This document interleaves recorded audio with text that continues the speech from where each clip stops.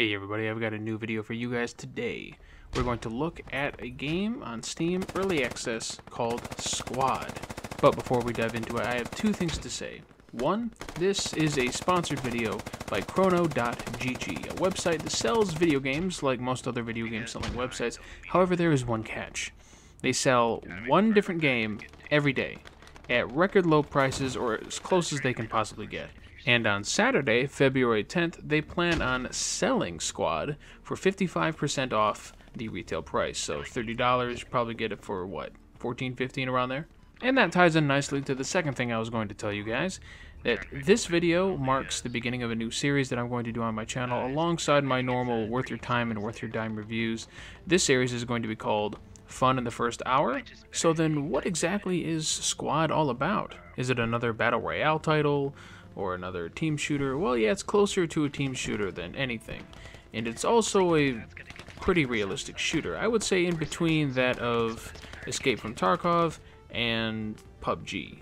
We're probably smack dab in the middle. But then again, it's really nothing like those two games when it comes to the actual gameplay, because it's a 50-on-50 all-out war. You have 50 players on each side, separated into up to 5 squads of 10. Each squad has their own squad leader, which can then dictate orders to their squad members. And then those squads go and do their own thing. The learning curve, I find, is pretty high up there. Luckily, the community is fairly nice, and even if you don't know what you're doing, like say I became a squad leader by accident, the community, the people that I was talking to, they will help you and they will fix it and get you all set up to have a generally good experience. And the best part is, most people who play this game are authentic in the way they talk and the way they move, their actions that they take against the enemy and with their teammates. It's all almost like something you'd see out of a movie or even the honest-to-God military. So before I dive into why the game is immersive from a visual and presentation standpoint, let's talk about the gameplay. What does the gameplay do to make the game fun, to make the game interesting? Well, you and your team are on a giant map, and your goal is to capture a couple of points on the map. There's a few points on a variety of maps. The maps are pretty well designed, lots of mountainous regions, foliage, lots of roads, buildings, cabins, houses, interesting places where firefights could go down. Most firefights may happen from mid to long range, but there will be short range skirmishes as well, especially when you are pushing a particular objective that you want to capture with your team. Now, the game uses a ticket system that kind of reminds me of the latest Battlefield games, in a way. A couple of interesting things to note here. This is the kind of game where you go into a match, you pick the class that you want to play as. Every squad can have a certain amount of classes to choose from, so you can have only 2 fully auto riflemen or 1 grenadier, things like that. And from what I could tell, this game doesn't have any progression of any kind, nor does it really have any customization. You pick your loadout, you join your squad, and that's pretty much it. You can't change what's in your loadout, you can't unlock anything, there's nothing cosmetic to unlock, nothing tangible to unlock at all, with the only chaseable reward being experience, knowing how to play and having a better, more immersive time with your squad mates, who are likely doing the same thing. In terms of how this game feels, it's right up there with the best realistic shooters in my mind. In terms of how the guns feel, they sway, they aim. I like it. Things feel snappy when they should be, or feel slower when they should be. I like the way the scopes work. It's all very functional and satisfying to use. One thing that did strike me as odd in a game like this, a realistic first-person shooter, is that there is no setting to change the sensitivity, specifically when only you are aiming down your sights. Now, your aiming sensitivity is just a catch-all. When you're aiming down your sights and hip firing, it's all going to be the same sensitivity, which can throw people like me off, who is used to having those dual sensitivity settings in all of my first-person shooters. PUBG does it. Escape from Tarkov does it. Why can't this do it? I understand that this game is early access, but they're up to their, 10th update now? Yeah, I think it should have been in the game from the get-go. Speaking of updates, this game gets updated, from what I can tell, anywhere from every 3 months to every 6 months, depending on how big the actual change is. The most recent change, which came very recently, in fact, the update 10, brought with it the ability to vault over objects as well as climb things as tall as you are, or say use sandbags to climb something even taller, or even another player if they can help you vault over something, like, you know, running up to them and then you stick your boot in their hand and they lift you over, something like that. It's a pretty cool system, and I like seeing it in first-person shooters like this. It definitely took PUBG way too long, and it's nice to see that even though the update took forever for this game, Squad already has it. Now, if Escape from Tarkov would just follow suit, then that would be literally perfect. The sound design in Squad is pretty dang phenomenal.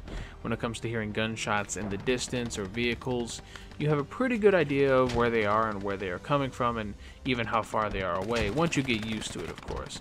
But it all sounds very authentic, very realistic. Everything's really boomy and punchy, almost like you are in the middle of a war zone, to the point where even when you are in comms with your own squad or doing local voice chat, it can be hard to hear because of all the sound around you, and I feel like that's more a blessing rather than a curse, because it all feeds that immersion. Another thing that feeds the immersion is the overall graphical presentation.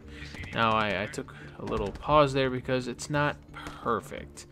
It looks rough. I mean, it definitely looks early access. I wouldn't say it's anywhere near a AAA game in terms of quality. I wouldn't even say it's near Arma 3.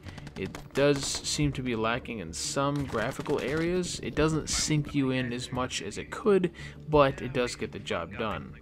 One part of the game that really does need work, though, is the optimization. For how the game looks and feels, it does not run well enough, and this can be evidenced in my footage down below. Now, I was mainly getting anywhere from 40 to 60 FPS in game, and it felt smooth most of the time, except my OBS playback wants to make it look like 20 or 30 FPS. So don't be fooled. It ran better than what you see by a little bit, but it definitely still needs some work, because there were some instances where even with me at like medium-low settings, it was slowing down to a crawl just because of everything going on in such close quarters. So it does need that optimizing. So I spent just a little bit over an hour with Squad, and it's time to answer that question of whether or not that hour was fun, and if I should recommend it for you guys to buy yourselves. Yes, it was fun.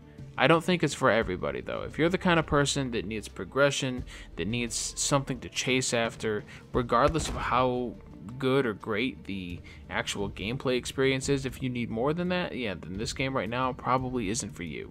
But if you are hunting for those very interesting, very dynamic experiences, and you're just chasing the experiences and not the grind, then you'll probably like this game, and it would be worth your money, especially since it's going to be 55% off on chrono.gg on Saturday, February 10th.